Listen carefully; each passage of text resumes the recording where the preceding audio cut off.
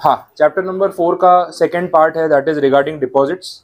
Again यहाँ पे 4A में जो हमने बोरोइंग्स की बात की, डेट रेज करने की बात की, 4B वाला चैप्टर भी डेट के बारे में बात कर रहा है, लेकिन जो टाइप ऑफ इंस्ट्रूमेंट है या जो सिक्योरिटी है वो चेंज हो रही है। अभी तक हम डिबेंचर्स के ऊपर ज़्यादा फोकस कर रहे थे। इस चैप्टर में एक नया टर्म आएगा, that is called public deposits. ठीक है, पब्लिक डिपॉजिट्स का मतलब अगेन कंपनी लोगों से पैसा बोरो कर रही है, लेकिन उसके बदले उनको जो इंस्ट्रूमेंट या सर्टिफिकेट इशू करके दे रही है, that is like FD receipt. जैसे बैंक में आप फिक्स डिपॉजिट कराते हुए कुछ वैसे ही हो गया। तो कंपनीज के पास ये अथॉरिटी होती है कि वो पब्लिक डिपॉजिट के नाम पे भी पैसा रेज कर सकती है। अब इसके टर्म्स एंड कंडीशंस क्या होंगे, क्या हर कंपनी को ये अलाउ किया गया है या एलिजिबिलिटी है नहीं, ये सब चीज़ें हम इस चैप्टर में देखने वाले हैं। सेक्शंस का जो ब्लॉक है वो 73 से 76 की रेंज में रहेगा, जिसके अंदर सारे टॉपिक्स पे बात होने वाली है। तो स्टार्ट करते हैं। इंट्रोडक्शन में वही बताया इन्होंने, वे सेक्शन की रेंज क्या है मैंने आपको ऑलरेडी क्लियर कर दी। एप्लीकेबिलिटी वाला जो आंसर है ना, उसको आप इंपॉर्टेंट मार्क कर लो। अगेन ये वैसा है ना, स्टूडेंट स्टार्टिंग में ध्यान नहीं देते, मेन सेक्शन पे जाते हैं और ये आंसर रह जाता है, और एग्जाम में वो एप्लीकेबिलिटी के बारे में पूछ लेते हैं। पास्ट एग्जाम में एक बार क्वेश्चन पूछा भी हुआ है, रिपीट भी हो सकता है। हाँ, एप्लीकेबिलिटी की बात करें, किसके ऊपर एप्लीकेबल है ये पूरा टॉपिक और किसके ऊपर नहीं है, तो उसमें बैंकिंग कंपनीज जो है उनको एक्सक्लूजन में रखा हुआ है। बैंकिंग कंपनीज पे ये पर्टिकुलर चैप्टर एप्लीकेबल नहीं है, ये आपको ध्यान रखना है। NBFCs पे एप्लीकेबल नहीं है, non banking financial corporation. Housing finance companies जो होती हैं, जो होम लोन्स प्रोवाइड करती है स्पेसिफिकली, उनको हाउसिंग फाइनेंस कंपनीज बोला जाता है, तो इनके ऊपर भी एप्लीकेबल नहीं है।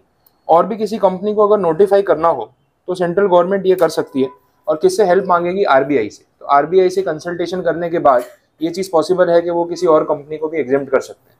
तो banking, NBFC, housing finance, majorly finance companies, loan provide करने वाली कंपनीज, इनको यहाँ पे इन सेक्शन से अलग रखा हुआ है। रीज़न इसका ये है कि इन कंपनीज का मेजर काम ही मनी लेंडिंग और मनी बोरोइंग होता है। ये लोग रेगुलरली लोगों से FDs, डिपॉजिट्स एक्सेप्ट करते रहते हैं, लोन्स प्रोवाइड करते हैं, और जो रेगुलेशंस यहाँ पे हम इन सेक्शंस में पढ़ने वाले हैं, अगर इन कंपनीज को ये सब फॉलो करना पड़े तो उनके लिए बहुत ज़्यादा हार्डशिप बढ़ जाएगी और वो अपना बिजनेस ठीक से नहीं रन कर पाएंगे। तो सिचुएशन को ध्यान में रखते हुए सब्जेक्टिवली ये एग्जेम्पशन देना इनको ज़रूरी था। अब जब सारे सेक्शन में मैं आपको उसके प्रोसीजर्स पढ़ाऊंगा तो एट द एंड आपको ये रियलाइज हो जाएगा कि अगर ये सब बैंक वालों को फॉलो करना पड़ता तो उनके लिए बहुत ज़्यादा हेडेक हो जाता। तो उनको एग्जेम्पशन देना ऑब्वियस था, इसलिए किया हुआ है। तो एकदम शॉर्ट क्वेश्चन है, 2 या 3 मार्क्स में पूछ सकते हैं कि भाई पब्लिक डिपॉजिट्स क्या होते हैं और ये किसके ऊपर एप्लीकेबल नहीं है, तो फिर आपको इन एंटिटीज़ के नाम मेंशन करने होंगे। आगे बढ़ रहे हैं। देखो नेक्स्ट जो पॉइंट है ना, दैट इज अ डेफिनेशन। बोला है कि डिपॉजिट होता क्या है। पहले तो यही होना चाहिए कि डेफिनेशन अपने क्लियर करें, लेकिन डेफिनेशन किस तरीके से प्रेजेंट की है वो आप देखो। सेक्शन 2 का रेफरेंस है, उसके साथ साथ रूल का भी रेफरेंस दिया हुआ है।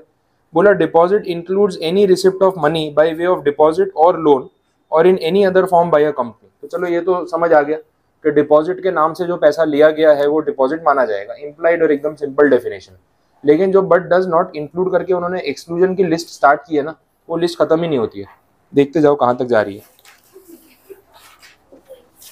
नेक्स्ट पेज तो गया पूरा, उसके बाद भी पेज 145 तक जा रहा है ये। ठीक है, एक्सक्लूजन की लिस्ट है ये। अब इसमें बताया है कि डिपॉजिट में क्या क्या इंक्लूड नहीं होता। डिपॉजिट में तो सिर्फ डिपॉजिट ही इंक्लूड होगा, उसके अलावा जिस नाम से जो भी सिक्योरिटीज इशू करके आप जैसे भी पैसा रेज कर सकते हो ना, वो सब लिख दिया एक्सक्लूजन में। तो इतनी बड़ी डेफिनेशन बना दी एग्जाम के लिए, डेफिनेटली ये आपको पूरी पूछने वाले हैं नहीं। तो ये सिर्फ हमें इस डेफिनेशन को ना पॉइंट वाइज डिस्कस करके सिक्योरिटीज या इंस्ट्रूमेंट्स के नाम डिस्कस करना है, अपने इसको लर्न नहीं करने वाले। तो मैं अभी इसको स्टार्टिंग में डिस्कस करवा भी नहीं रहा हूँ, चैप्टर के एंड में अपने एक बार गो थ्रू कर लेंगे, तब तक आपको वैसे भी समझ में आ जाएगा डिपॉजिट क्या होता है क्या नहीं होता है। तो ये समझना ईजी रहेगा। तो ये अभी स्टार्टिंग का टॉपिक बिल्कुल भी नहीं है, सीधा इसको स्किप करके आगे चलो। पेज 145 पे वहां बोला हुआ है कि डिपॉजिटर्स कौन है। अब यहाँ से टेक्निकल बातें शुरू होंगी। ठीक है, सिंपल आंसर है, ये भी डेफिनेशन का ही पार्ट है। इन्होंने बोला कि डिपॉजिटर्स मतलब कौन, जो कंपनी को डिपॉजिट के नाम पे पैसा दे रहे हैं, सिंपल दे आर डिपॉजिटर्स। पहले बोला है any member of the company who has made a deposit with the company in accordance with section 73 subsection 2, ये आगे देखेंगे। दूसरा, a person who has made a deposit with the public company in accordance with section 76। In short इस act के हिसाब से अगर आपने पैसा दिया है कंपनी को तो आप डिपॉजिटर की कैटेगरी में आओगे। तो वेरी सिंपल डेफिनेशन, ये दोनों सेक्शन आगे कवर हो ही जाएंगे।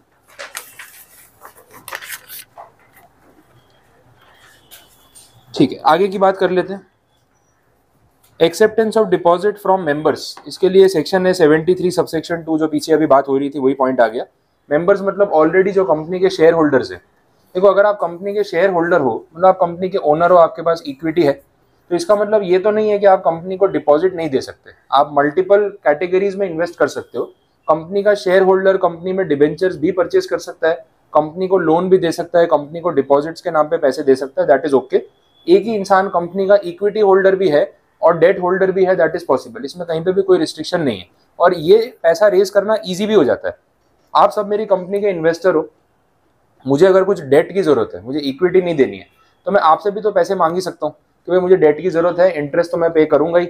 आउटसाइडर्स को कन्विंस करूँ, इससे अच्छा अगर आप ही लोग मुझे लोन दे दो तो मैं आपको उसका ब्याज अलग से दूंगा। तो शेयर्स का डिविडेंड अपनी जगह, लेकिन ये डिपॉजिट्स या डिबेंचर्स या लोन्स जो है उसका इंटरेस्ट अपनी जगह। तो आपको भी तो डबल इनकम हो ही रही है ना। तो हो सकता है कि आप में से काफी इन्वेस्टर्स अपनी कंपनी में उतना फेथ रखते हो कि आपको कोई टेंशन नहीं है लोन देने में और आप रेडी हो जाओ। तो मेरे लिए ईजी हो जाएगा आपको कन्विंस करना। मुझे आउटसाइडर को कन्विंस नहीं करना पड़ेगा कि भाई लोन दे दो, जो मुझे जानता नहीं।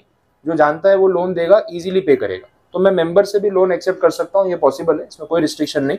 और ये सेक्शन उसके प्रोविजंस आपको बता रहा है। तो देखते हैं लैंग्वेज क्या बोल रही है, वो देख लेते हैं। 73 subsection 2 states that a company में accept deposits from its members on such terms and conditions including the provision of security if any or for the repayment of such deposits with interest as may be agreed upon between the company and its members। तो simple है, ये हो सकता है, accept किए जा सकते हैं इस तरीके के डिपॉजिट। कंडीशंस क्या रहेगी वो देख लो। एक तो बोला जनरल मीटिंग में रिजोल्यूशन पास करना पड़ेगा, मेंबर से परमिशन लेनी पड़ेगी कि इस तरीके का हम बोरोइंग करना चाहते हैं। तो रिजोल्यूशन एक फॉर्मेलिटी है, वो कर लेंगे। आरबीआई के अगर कुछ रूल्स फॉलो करने की बात है तो वो भी फॉलो करने पड़ेंगे, ये भी आपको ध्यान रखना है। सेकंड कंडीशन होगी। थर्ड पॉइंट में सबसे पहले उसमें बोला हुआ है issuance of a circular to its members. ये सर्कुलर वाला वर्ड आप अंडरलाइन कर लो, इस पे आगे हम और डिस्कशन करने वाले हैं। सर्कुलर इशू करने का मतलब है कि उनको रिक्वायर्ड इन्फॉर्मेशन भी दे दो और बता भी दो कि इस तरीके से हम डिपॉजिट्स एक्सेप्ट कर रहे हैं, जो लोग इंटरेस्टेड हैं वो उसके लिए फॉर्म फिलअप कर सकते हैं। तो अब इस सर्कुलर के साथ साथ क्या डिटेल्स दी जाएगी वो बोला हुआ है। एक स्टेटमेंट अटैच किया जाएगा, उसमें कंपनी की फाइनेंशियल पोजीशन के बारे में बताया जाएगा। ये वैसे ही हो गया जैसे अपने एक्सप्लेनेटरी स्टेटमेंट की बात करते थे जब जनरल मीटिंग का नोटिस दिया जाता है, सिमिलर है। क्रेडिट रेटिंग की बात भी यहाँ पे की है। कुछ आइडिया है क्रेडिट रेटिंग क्या होता है कंपनीज के मैटर में? कंपनी पे कर पाएगी या नहीं, डिफॉल्ट किया है या नहीं, क्रेडिबिलिटी कितनी रहेगी, उनकी रेटिंग से पता चलता है। तो क्रेडिट रेटिंग जो है वो किसी भी कंपनी की आप इशू करवा सकते हो। क्रेडिट रेटिंग वाले केस में ये होगा कि एक पर्टिकुलर कंपनी के फाइनेंशियल डेटा, उसकी सारी सिचुएशन का एनालिसिस किया जाएगा और ये एनालिसिस कोई आउटसाइडर थर्ड पार्टी एंटिटी करेगी। वो लोग सारा डेटा एनालाइज करके ये कंक्लूजन देंगे कि ये कंपनी क्रेडिबिलिटी कितनी है, आप कितना इस पर ट्रस्ट कर सकते हो, पैसों के मामले में कितना इनको उधार दे सकते हो, डिफॉल्ट होने के कितने चांसेस है, कितने नहीं। जैसे आपने सिबिल रेटिंग के बारे में भी सुना होगा। बैंक से अगर आप लोन लेते हो ना तो उसमें एक इंडिविजुअल पर्सन का एक सिबिल रेटिंग होता है, बैंक की रेटिंग होती है। तो आपके क्रेडिट कार्ड है, आपके लोन्स हैं, आप जितना टाइमली पेमेंट करते हो उसका एक स्कोर मिलता है, आपको पॉइंट्स मिलते हैं और वो पॉइंट्स अक्यूमुलेट होते जाते हैं। अगर आपने लोन में कभी कोई ईएमआई में डिफॉल्ट कर दिया, बाउंस हो गया, लोन रीपे नहीं किया, तो सिबिल रेटिंग बहुत डाउन हो जाता है। अगर आप दूसरी बैंक से कभी और कोई लोन लेने जाओगे तो पहले वो लोग आपका सिबिल रेटिंग चेक करते हैं। उससे आपकी पास्ट हिस्ट्री पूरी पता चल जाती है कि इसने पहले कौन से लोन लिए हुए हैं, कितने टाइम पे किए, कितना डिफॉल्ट किया। तो अगर उसमें आपके डिफॉल्ट दिखते हैं तो बैंक आपको लोन देने से मना कर देगी कि भाई प्रीवियस लोन तो आपने भरा नहीं, हमसे पैसे मांगोगे तो कैसे रिटर्न करोगे, तो हमें आप पे ट्रस्ट नहीं है। या तो फिर क्या होता है, अगर एक आध बार ऐसा कुछ हुआ है, उससे सिबिल रेटिंग डाउन हुआ, तो बैंक वाले आपसे इंटरेस्ट हायर रेट पे चार्ज करते हैं। वो बोलते हैं कि भाई हमें रिस्क लग रहा है, आपने ऑलरेडी पहले ईएमआई में डिफॉल्ट किया हुआ है, इंटेंशनल था अनइंटेंशनल था हमें नहीं पता, लेकिन डिफॉल्ट हुआ है ना, तो हम रिस्क नहीं ले सकते, हम प्रीमियम चार्ज करेंगे। तो जो इंटरेस्ट रेट मिनिमम है उससे वो थोड़ा ज़्यादा चार्ज करेंगे, ऐसा भी हो सकता है। और इंटरेस्ट रेट ऐसा नहीं होता कि सबके लिए फिक्स है, एक रेंज होती है कि मिनिमम इतना इंटरेस्ट रेट तो हर किसी चार्ज करना ही है, मैक्सिमम इतना चार्ज कर सकते हैं, उसके बीच में नेगोशिएट होता है। इवन बैंक लोन में भी नेगोशिएशन होती है। आप लोन मांगने जाओगे तो जो रेट वो बोलेंगे वो आपको देना ही पड़ेगा, ऐसा नहीं है। आप बैंक से भी बार्गेनिंग कर सकते हो कि मैं इंटरेस्ट रेट में थोड़ा बहुत कट डाउन करूँ, वो भी होता है। तो कुछ परसेंटेज या कुछ पैसे वो लोग डाउन कर सकते हैं रेट, उनकी भी एक लिमिट होती है। फिर ऐसा नहीं आप रैंडमली शॉपिंग मार्केट की तरह कुछ भी रेट कोट करो कि भाई वो 9% बोल रहे हैं आप 4 से शुरू करोगे, ऐसा नहीं होगा। वो बोले रेपो रेट ही 5.5 चल रहा है, 4% पे कैसे लोन दे सकते हैं, बोले ट्राई करो हो जाएगा। वो बार्गेन करने वालों का ना एकदम तरीका एकदम रैंडम ही होता है, कुछ भी बोलते हैं उनको ऐसा लगता है दिमाग घर पे ही रख के आए। तो बार्गेनिंग के टाइम पे ना होश नहीं होता, बोले 4% ट्राई तो करो हो जाएगा। बोले 5.5% RBI को दूं, 4% आपसे लो, अपनी जेब से आपका लोन भरूं, क्या करूं? तो ऐसी बार्गेनिंग नहीं होती। लेकिन 9.5 कोट कर रहे हो तो आप 9.25, 9.3, 9.2 रीजनेबल नेगोशिएशन आप कर सकते हो, उनके पास मार्जिन होता है। अब उसमें वो क्या करते हैं, आपका सिबिल रेटिंग देखते हैं, अगर बहुत हाई सिबिल रेटिंग है तो वो रेट को लोअर डाउन कर सकते हैं, बट एक रेट से नीचे आप कोट करोगे तो वो बैंक जो उनके हायर अथॉरिटीज है सैंक्शन ही नहीं करेगी। तो बहुत मार्जिन नहीं होता, लेकिन थोड़ा बहुत अपने मन की तसल्ली के लिए आप नेगोशिएट कर सकते हो कि आपको लगा चलो हमने बार्गेन किया और कुछ फायदा हो गया। और लॉन्ग टर्म लोन है तो आपका इंटरेस्ट में अच्छे खासे अमाउंट का फर्क पड़ भी सकता है, तो नेगोशिएशन वहां पे भी होता है। तो ये जो इंटरेस्ट रेट की यहाँ पे बात हो रही है, वो जो मैंने आपको बोला सिबिल से मैंने लिंक किया, वैसे ही कंपनीज के केस में ना क्रेडिट रेटिंग होती है। तो इसकी ना एजेंसीज है, क्रेडिट रेटिंग एजेंसीज है जो इंडिपेंडेंट एजेंसीज है। ये लोग क्या करते हैं, आपके फाइनेंशियल डेटा को असेस करके एक रिपोर्ट निकाल के देते हैं और उसमें रेटिंग प्रोवाइड करते हैं कि भाई इतना आपकी कंपनी का क्रेडिट रेटिंग होगा। वो रेटिंग मार्केट में सबको पता चलता है, उससे ये समझ में आता है ये कंपनी कितनी क्रेडिट वर्दी है और कितनी रिस्की है। क्योंकि हर एक इंसान किसी कंपनी की सारी फाइनेंशियल डेटा को असेस करने नहीं बैठेगा, उसको फाइनल कंक्लूजन चाहिए। तो इसमें जो रेटिंग होती है उसमें वैसे देते हैं A+, A-, B+, ऐसी सब रेटिंग होती है अलग अलग एजेंसीज की, उससे ये समझ में आता है। और कंपनीज ये रेटिंग रेगुलर इंटरवल्स पे इशू करवाती है, quarterly, half yearly, yearly basis पे, ताकि मार्केट में अपडेट रहे कि हाँ भाई कंपनी स्टेबल है और आप अभी भी इन्वेस्ट कर सकते हो, कोई प्रॉब्लम वाली बात नहीं। इवन स्टॉक मार्केट में भी इसका इफेक्ट होता है। अगर कंपनी क्रेडिट रेटिंग कम हो जाए, इमीडिएटली ना स्टॉक का सेलिंग शुरू हो जाता है और ट्रेडर्स उस चीज को ना फ्लक्चुएट करते हैं।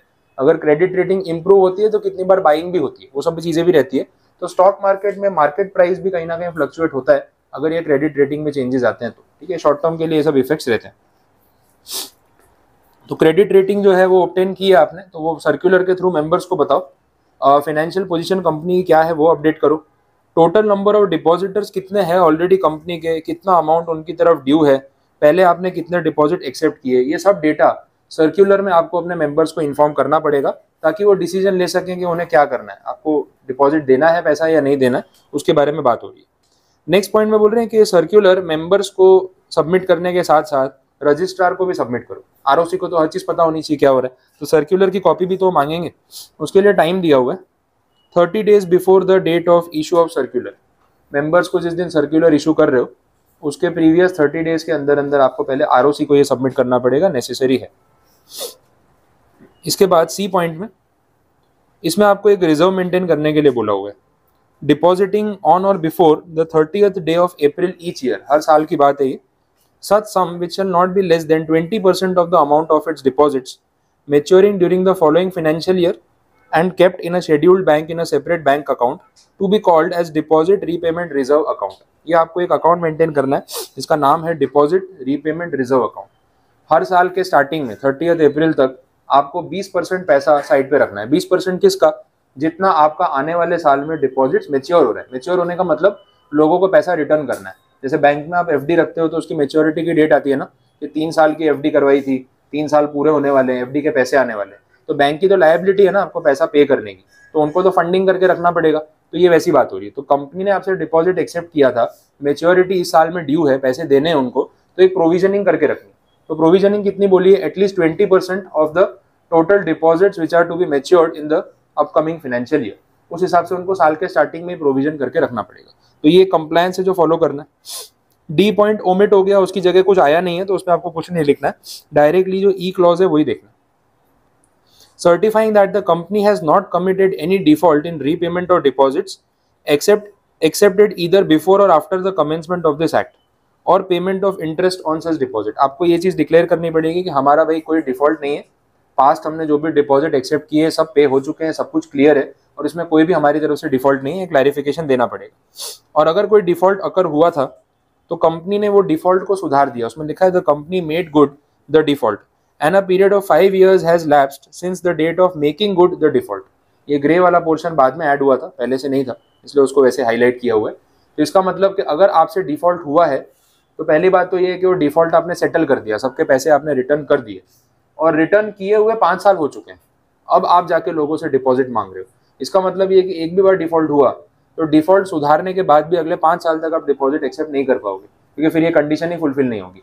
तो ये 5 साल का टेम्पररी बैन लगा दिया आप पे, ऐसा आप समझ लो। इसको दूसरे तरीके से सोचे तो इसका ये मतलब निकलेगा 5 years तक का फिर रिस्ट्रिक्शन आ जाएगा, उसके बाद ही आप फिर बोरो कर पाओगे। तो ऐसे डिफॉल्ट करने नहीं चाहिए, नहीं तो आपको महंगा पड़ेगा। और लास्ट पॉइंट में सिक्योरिटी की बात हो रही है कि अगर आप इन डिपॉजिट होल्डर्स को कोई सिक्योरिटी, कोई असेट प्रोवाइड कर रहे हो जिसपे चार्ज क्रिएट हो रहा है कि भाई हम नहीं पे कर पाए तो आप इस सिक्योरिटी को बेच के पैसा वसूल कर लेना, तो उसकी क्लैरिटी उनको अभी दे दो स्टार्टिंग में कि क्या सिक्योरिटी प्रोवाइड कर रहे हो। और अगर नहीं प्रोवाइड कर रहे हो, अनसिक्योर्ड है, तो हर डॉक्यूमेंट में, ऑफर लेटर में, सर्कुलर में मेंशन करो अनसिक्योर्ड डिपॉजिट। वो नाम ही वैसे रखते हैं, अनसिक्योर्ड डिपॉजिट। कोई नहीं भी पढ़ना चाहेगा ना तो उसको समझ में आ जाएगा कि अनसिक्योर्ड डिपॉजिट क्यों बोल रहे हैं। आ गया समझ में? तो ये क्लैरिफाई करना जरूरी है। तो लास्ट पॉइंट है आपका, बोलो कोई क्वेरी इसमें, कुछ नहीं समझ आया? क्लियर पूरा? तो 73 सबसेक्शन 2 में ये सारे क्लॉजेस थे ए से लेके एफ तक, जहाँ पे डी क्लॉज ओमिट हो चुका है, उसमें कुछ है नहीं तो फिर मैं उसकी बात नहीं कर रहा हूँ अभी। आगे कहीं अगर कोई रेफरेंस आएगा तो बता दूँ।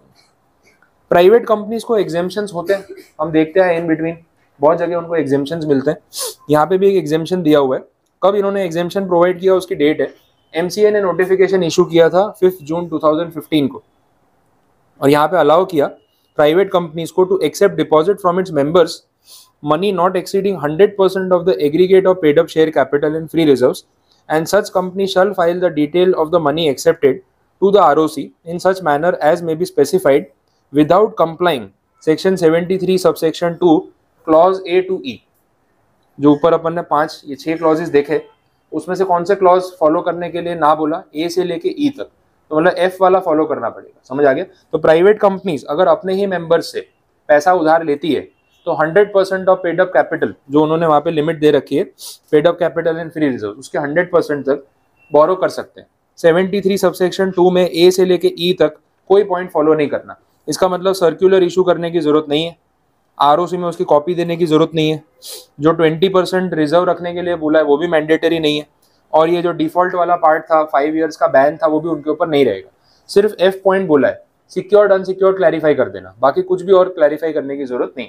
तो ये प्रिविलेज हो गया कि वो सारे प्रोसीजर से आप बच गए, टाइम और एनर्जी आपकी बच गई। लास्ट में बोल ही दिया कि खाली एफ वाला पॉइंट फॉलो करना है।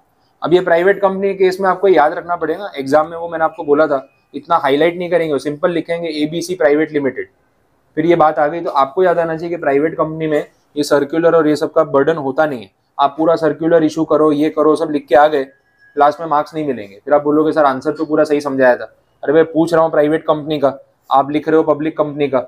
जब प्राइवेट कंपनी के लिए सर्कुलर इशू करना जरूरी नहीं है तो आपने समझाया ही क्यों?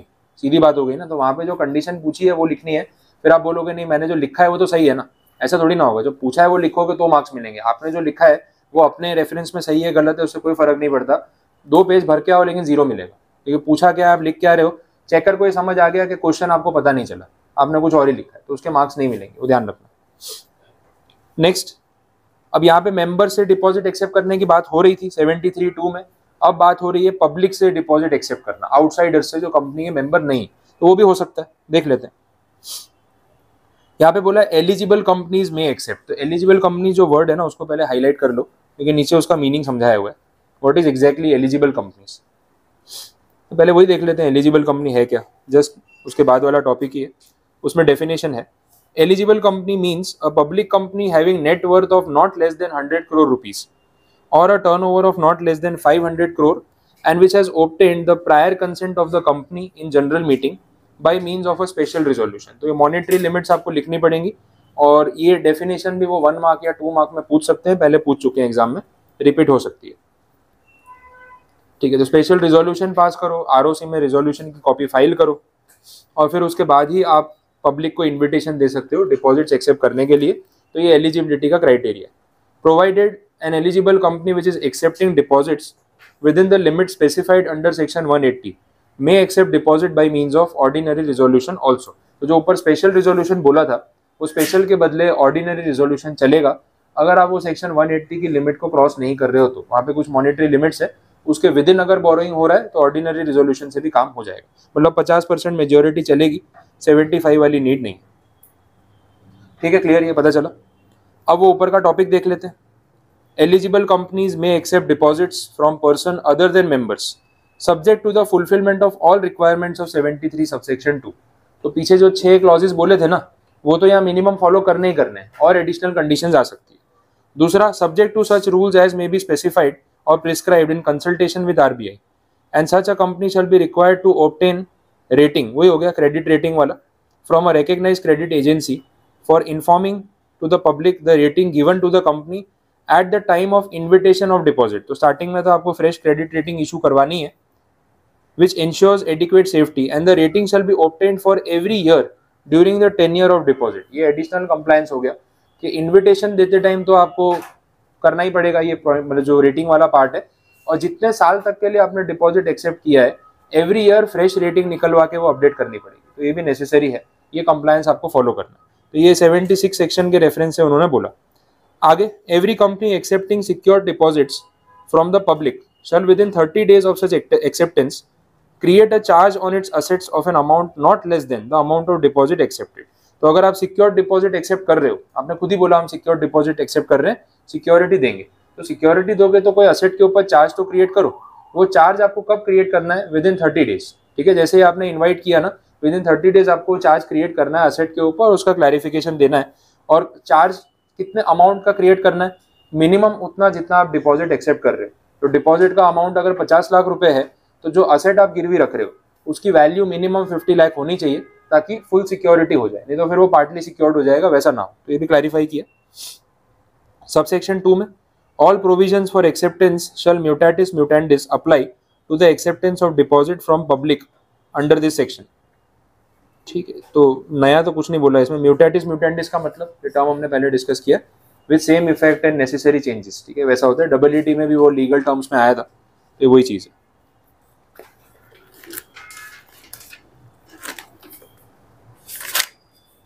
चलो, वो जो एज में भी प्रिस्क्राइब्ड आ रहा था ना, रूल की बात हो रही थी, वो यहाँ पे आ गया। सेक्शन से ज्यादा रूल इंपॉर्टेंट है क्योंकि टेक्निकल कंडीशंस आपको रूल में ही दे रखी है। देख लेते हैं रूल नंबर 3, देख लो, terms and conditions for acceptance. क्या बोला? सबसे पहले टाइम पीरियड की बात हो रही है, ये भी अपने आप में पूरा आंसर है, सिर्फ टाइम पीरियड को टारगेट कर सकते हैं एग्जाम में। ड्यूरेशन देख लेना, डिपॉजिट्स अगर एक्सेप्ट किए जा रहे हैं तो मिनिमम 6 मंथ्स के लिए डिपॉजिट एक्सेप्ट किए जाएंगे और मैक्सिमम 36 मंथ्स के लिए, ये उसकी ड्यूरेशन है। तो ये इक्विटी नहीं है कि लाइफ टाइम के लिए रहेगा। जो ड्यूरेशन यहाँ पे रहेगी वो लिमिटेड है, कम से कम 6 महीने के लिए तो डिपॉजिट एक्सेप्ट करना ही पड़ेगा। ज्यादा से ज्यादा 36 मंथ्स के लिए आप डिपॉजिट एक्सेप्ट कर सकते हो। तो इसका मतलब 36 मंथ्स के बाद पैसे वापस करना जरूरी है। हाँ, ये कर सकते हैं कि हम अगर पैसे रिटर्न नहीं कर रहे तो डिपॉजिट सर्टिफिकेट रिन्यू करके दे दें, पुराना सर्टिफिकेट सरेंडर करवा के नया सर्टिफिकेट इशू कर दें तो रिन्यू हो गया, जैसे एफडी रिन्यूअल कराते हो ना वैसा। तो वो चीज यहाँ पे पॉसिबल है। अब इसमें एक एक्सेप्शन है जो हावेवर करके बोला है ना, प्रोविजो वाला पॉइंट, वो भी समझ लेते हैं। यहाँ बोला कि अगर 6 मंथ्स के लिए आपको पैसे नहीं चाहिए, उससे शॉर्ट ड्यूरेशन के लिए पैसे चाहिए एज डिपॉजिट, तो उसका भी एक ऑप्शन है, बट वो शॉर्ट ड्यूरेशन भी मिनिमम 3 मंथ्स का तो होना चाहिए। तो नॉर्मल ड्यूरेशन क्या है? 6 to 36 मंथ्स, लेकिन ये 6 मंथ्स को रिड्यूस करके 3 मंथ्स तक लेके आ सकते हैं, ये पॉसिबल है अंडर स्पेशल सर्कमस्टांसेस। वो सर्कमस्टांसेस क्या है वो देख लो। डिपॉजिट जो आप एक्सेप्ट कर रहे हो ना, वो डिपॉजिट का अमाउंट एक लिमिट से ज्यादा नहीं होना चाहिए। Small amount of deposit is allowed and that is subject to a limit of 10%। 10% किसका? Aggregate of paid up share capital, free reserves and security premium. ये बैलेंस शीट में से पता चलेगा, लास्ट जो भी आपकी ऑडिटेड बैलेंस शीट होगी कि उसमें कितना अमाउंट है। तो paid up cap, free reserve, security premium, तीनों का टोटल करो, उसका 10% निकाल लो, उसका 10% जो भी होगा उतना मैक्सिमम डिपॉजिट एक्सेप्ट कर सकते हैं, ये पॉसिबल है। ठीक है, तो 3 महीने तो मिनिमम फिर भी होल्ड करना ही है, लेकिन 3 मंथ्स के बाद अगर आपको रिटर्न करना है तो दैट इज ओके, ये कर सकते हैं। बोलो, कोई क्वेरी यहाँ तक समझ आया? तो ये पूरा टाइम पीरियड वाला पॉइंट हो गया। आगे बढ़ते हैं। जॉइंट नेम में डिपॉजिट्स एक्सेप्ट कर सकते हैं, ये भी पॉसिबल है। इसमें मेंशन किया होगा जॉइंटली, आइदर और सर्वाइवर, फर्स्ट नेम्ड और सर्वाइवर, एनीवन और सर्वाइवर, इसे अलग अलग टर्म्स होते हैं जो मेंशन किए होते हैं कि भाई आपको कुछ हो गया तो फिर वो डिपॉजिट का पैसा किसका होगा। तो जॉइंट नेम में भी होल्डिंग हो सकती है, that is okay. Next point आ गया एक्सेप्टेंस लिमिट ऑफ डिपॉजिट, इसको भी स्टार मार्क कर लो, ये अपने आप में एक पूरा आंसर है। कितना पैसा डिपॉजिट के नाम पे आप एक्सेप्ट कर सकते हो। अब इसके लिए मैं आपके लिए और इजी काम कर देता हूँ। ये जो एक्सेप्टेंस दे रखा है पूरा टॉपिक है, आप नेक्स्ट पेज पे देखना। जो थर्ड नंबर का पॉइंट था, पीछे 4th पॉइंट भी है, नो एलिजिबिलिटी या no eligible company shall accept और रिन्यू, और 5th पॉइंट है डिपॉजिट्स बाय गवर्नमेंट कंपनीज। ये तीनों का ना समरी मैंने आपको टेबल में दे रखा है, तो उसके बाद टेबल दिख रहा है ना, ये सारे पॉइंट्स है। तो मैं टेबल में से डिस्कस करवा देता हूँ, लैंग्वेज आप पढ़ोगे तो एग्जैक्टली मैच हो जाएगी, तो ईजी हो जाएगा आपके लिए उसको रेफर करना। ठीक है, पॉइंट ये है, एक तो टाइप ऑफ कंपनी देखी जाएगी और किससे बोरो कर रहे हैं वो देखा जाएगा। या तो मेंबर से बोरो करेंगे, या फिर पब्लिक से बोरो करेंगे, दो ही ऑप्शन है। अब जो एलिजिबल कंपनी कौन सी है, जो पीछे नहीं देख रहे थे 50 करोड़ 100 करोड़ वाली जो पॉइंट हमने देखा, नेटवर्थ और टर्नओवर 500 करोड़ वो सब, तो एलिजिबल कंपनी अगर पैसा बोरो कर रही है तो मेंबर से कितना बोरो कर सकती है और पब्लिक से कितना बोरो कर सकती है, उसकी लिमिट होती है। मेंबर से जो बोरोइंग हो रहा है उसमें बोला है 10%। 10% किसका, वही paid up cap, free reserves and security premium, उसका 10%। और अगर पब्लिक से भी बोरो करना हो तो 25% बोरो कर सकते हैं। तो टोटल कितना हो गया 35। अपने मेंबर से 10, आउटसाइड पब्लिक से 25, टोटल मिला के मैक्सिमम हो गया 35। ठीक है, ये हो सकता है। अब जो नॉन एलिजिबल कंपनीज है, नॉन एलिजिबल मतलब वो जो ऊपर डेफिनेशन में कवर नहीं हो रही, ठीक है, तो उन कंपनीज को ये बोला कि आप पब्लिक से बोरोइंग नहीं कर सकते, उनके लिए रिस्क हो जाएगा। लेकिन आप अपने मेंबर से बोरोइंग करो, हमें कोई ऑब्जेक्शन नहीं, क्योंकि जो आपकी कंपनी का खुद इन्वेस्टर है वो तो मालिक है। अब मालिक अपनी कंपनी को पैसा उधार दे, उसमें किसी को क्या प्रॉब्लम है, वो तो खुद ही ओनर है ना, तो उनसे बोरोइंग की जा सकती है। और परसेंटेज कितना रख दिया 35। ये 35 वही हो गया ना, ऊपर 10 और 25 अलग अलग था, यहाँ टोटल करके 35 पूरा मेंबर से बोरो कर लो चलेगा। तो परसेंटेज सेम ही रखा हुआ है, लेकिन पब्लिक से बोरो करना अलाउड नहीं। अच्छा, अगर गवर्नमेंट कंपनी की बात करें तो ये सारा पैसा पब्लिक से ही लेंगे, खुद थोड़ी ना खुद को लोन देंगे, इसलिए यहाँ पे फ्रॉम मेंबर वाला पॉइंट नहीं रखा है। या पब्लिक से बोरोइंग करना है तो पूरा 35% आप पब्लिक से बोरो कर सकते हैं। तीनों इंस्टेंसेस में टोटल बोरोइंग 35% ही है, डिवीजन कैसे भी किया हो वो अपनी जगह। ठीक है, तो ये पूरा समरी हो गया ऊपर के सारे पॉइंट्स का, वो आप आराम से आप उसको पढ़ोगे तो पता चल जाएगा। इसमें सिर्फ एक फॉर्म नंबर आने वाला है DPT 3, जो पीछे थर्ड वाले पॉइंट में भी आपको दिख रहा था, ऊपर भी लिखा हुआ है। DPT 3 जो फॉर्म नंबर है वो डिपॉजिटर्स का फॉर्म नंबर है। ये फॉर्म आपको ROC में सबमिट करना होता है एज अ कंपनी, और इसमें ना डिपॉजिटर्स की लिस्ट देनी होती है कि कौन लोगों ने कंपनी के डिपॉजिट में पैसा लगाया, कितना पैसा इन्वेस्ट किया, उनकी डिटेल्स वो सब आपको सबमिट करनी होती है। That is DPT 3। तो ये फॉर्म नंबर का प्रोसीजर रहता है, बाकी और कुछ भी नहीं है इसमें। ठीक है, डन, समझ आया। एग्जाम के दिन भी आप ये तीनों पॉइंट्स थियरी में रीड करके टाइम मत वेस्ट करना, टेबल पढ़ लेना और थियरी में सिर्फ फॉर्म नंबर और कंडीशन रेफर कर लेना तो हो जाएगा। आगे बढ़ रहे, रेट ऑफ इंटरेस्ट और ब्रोकरेज की बात कर रहे हैं। ऑब्वियसली यहाँ पे आप डिपॉजिट्स दे रहे हो कंपनी को, तो आपको रेट ऑफ इंटरेस्ट कुछ ना कुछ मिलेगा। और जिनके थ्रू डिपॉजिट्स आ रहे हैं, मिडलमैन, इंटरमीडियरी, ब्रोकर्स, ब्रोकरेज की बात भी होगी, तो वो पॉइंट्स क्लैरिफाई किए। Any company covered under section 73 subsection 2 और eligible company shall not invite or accept or renew any deposit in any form carrying a rate of interest at a rate exceeding the max rate of interest prescribed by RBI। RBI यहाँ पे जो rate prescribe करेगी वही rate आपको follow करना पड़ेगा जब आप इंटरेस्ट पे कर रहे हो तब। तो NBFCs के लिए जो RBI की गाइडलाइंस होती है वही गाइडलाइंस यहाँ पे डिपॉजिट्स पे भी एप्लीकेबल होगी, ये यहाँ पे क्लैरिफाई किया हुआ है। Next, the same provision is applicable for paying any brokerage, उसमें भी सेम रूल है। Only the person who is authorized in writing by a company to solicit deposits on its behalf and through whom deposits are actually procured will be entitled to brokerage। ये सब बातें implied है। जो मेरी company के authorised agents होंगे, सिर्फ उन्हीं एजेंट्स के थ्रू आए हुए डिपॉजिट्स को मैं वैलिड मानूंगा फॉर ब्रोकरेज पर्पस। ब्रोकरेज तो मैं उसी को दूंगा ना जो मेरा एजेंट है। तो ये बातें implied थी, नहीं भी बोलते तो अंडरस्टूड है। जो मेरा एजेंट है ही नहीं, जिसको मैंने अपॉइंट ही नहीं किया, मैं उसको कोई ब्रोकरेज क्यों दूंगा, तो ये implied हो गया।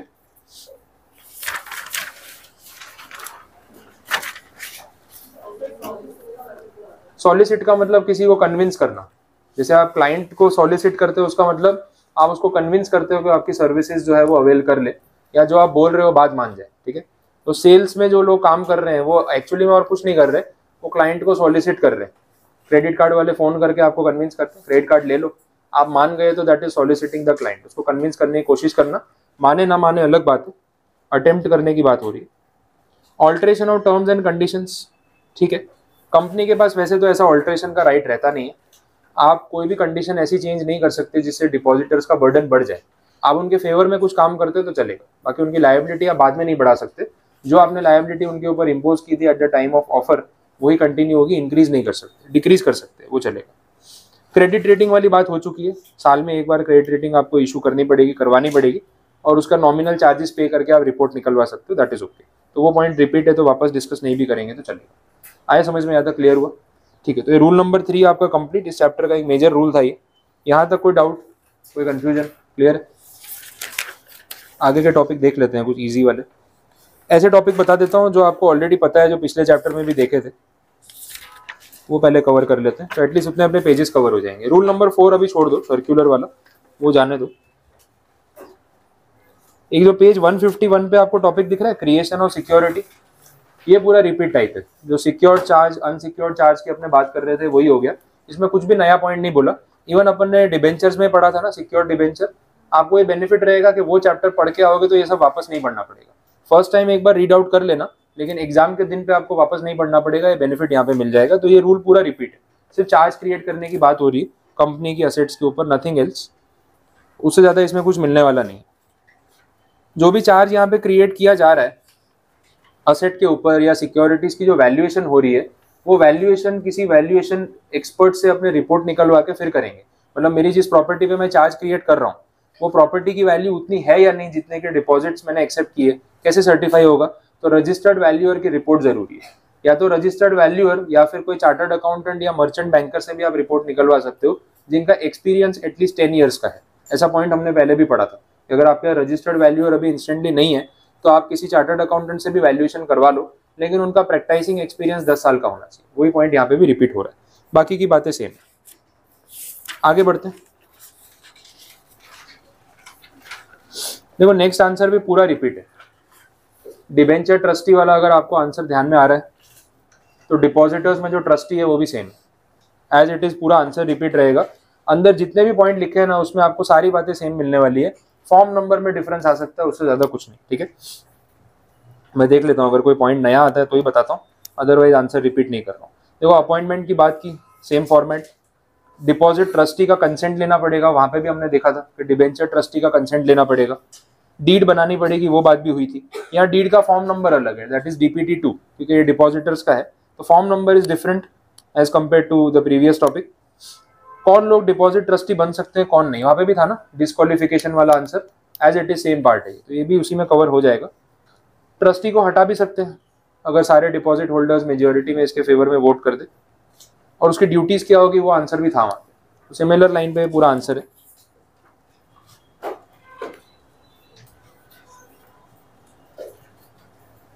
लास्ट पॉइंट में बोला है मीटिंग बुलाई जा सकती है, तो डिपॉजिटर्स को अगर लगता है कि मीटिंग करने की जरूरत है तो वो कर सकते हैं, ट्रस्टी के साथ बात कर सकते हैं, ये भी हो सकता है।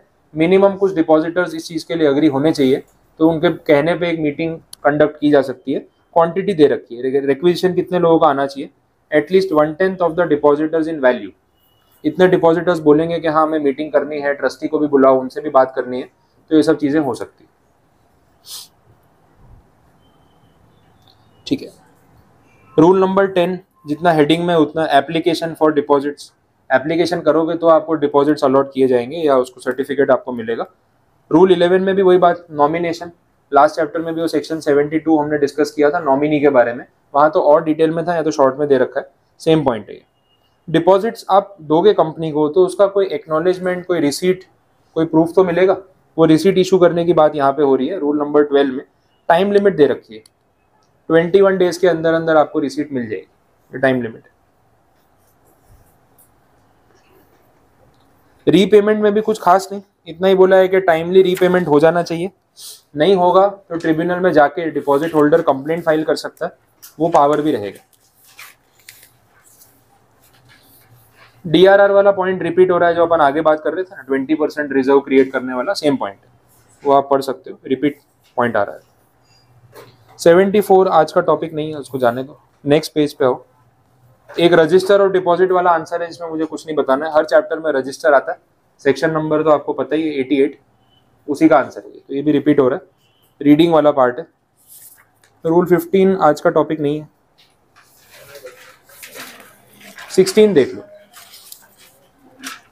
रिटर्न फाइलिंग वाला भी आता है ना हर चैप्टर में, कि भाई शेयर होल्डर्स को अपॉइंट किया, अलॉटमेंट किया, तो उनका रिटर्न फाइल करो कि भाई किसको शेयर अलॉट किए, डिपॉजिट होल्डर्स कौन है उनका भी रिटर्न फाइल करो, ये वो पॉइंट हो गया। तो DPT3 जो मैंने आपको पीछे बताया, ये सेम पॉइंट यहाँ पे वापस आ रहा है। टाइम लिमिट देख लेना, कब फाइल करना है, 30 जून एवरी ईयर, 30 जून डेडलाइन होती है, उससे पहले DPT3 आपको फाइल करना पड़ता है। फिनेंशियल स्टेटमेंट में इसके बारे में डिस्क्लोजर्स, पूरे साल में कितने डिपॉजिट एक्सेप्ट किए, कितना पैसा लिया, कितने मेच्योर हुए, वो सब डेटा बता दो ताकि जो भी रीडर्स है वो समझ सके। और पेनल रेट ऑफ इंटरेस्ट वो है जब आपने पैसा देने में डिले कर दिया, डिपॉजिट होल्डर्स का पैसा टाइम पे रिटर्न नहीं करोगे तो उस पर इंटरेस्ट देना पड़ेगा, 18% पर एनम का रेट, ये रेट ध्यान रखना है, पेनल्टी है। ठीक है, डन, यहाँ तक कंप्लीट। बस इतने जो टॉपिक्स है आज के लिए रखते हैं। रिमेनिंग वाला पूरा पार्ट फिर कल कंप्लीट करेंगे तो कवर हो जाएगा।